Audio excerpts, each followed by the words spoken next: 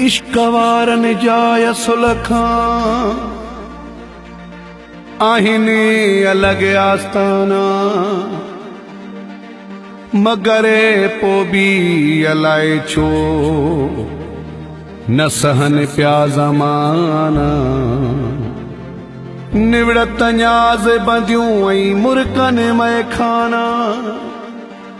असी दरवेश दीवाना यगाना यासीन पहवर चे हो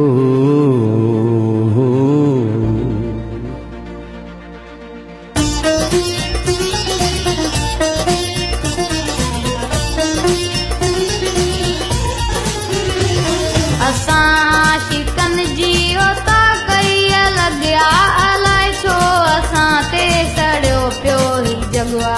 अलाए छो असां ते सड़ियो पियो ही जगवा असां शिकन जियो ता कई लॻिया अलाए छो असां ते सड़ियो पियो ही जगवा अलाए छो असां ते सड़ियो पियो ही जगवा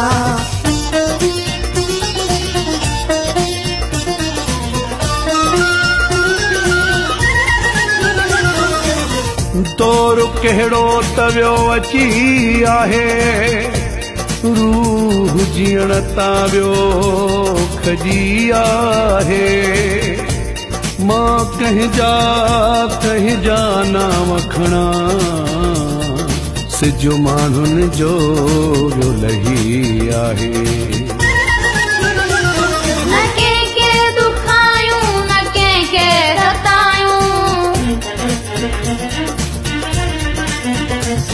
न कंहिंखे दुखायूं न कंहिंखे रतायूं न कंहिंजूं कंदाऊं वेही के गिलाऊं अलॻि पंहिंजो रस्तो अलॻि पंहिंजो दगवा अलाए छो असां ते सड़ियो पियो ही जगवा अलाए छो असां ते सड़ियो पियो ही जगवा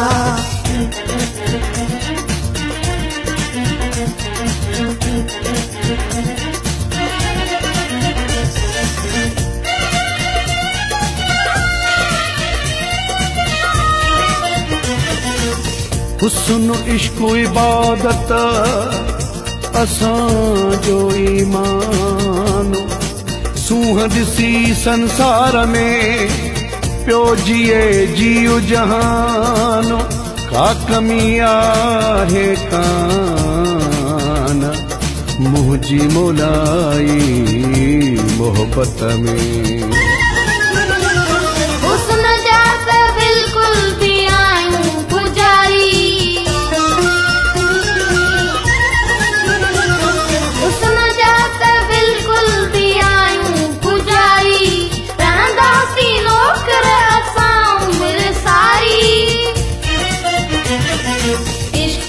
इबादत असां खां बि अॻुवा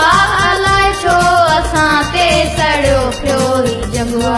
अलाए छो असां ते सड़ियो पियो ही जगवा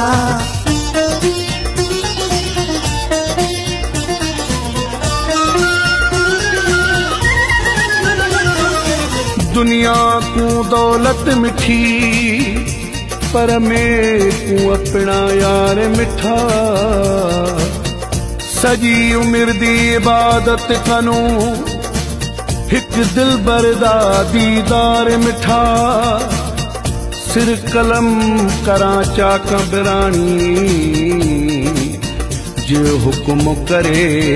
मन ठार मिठा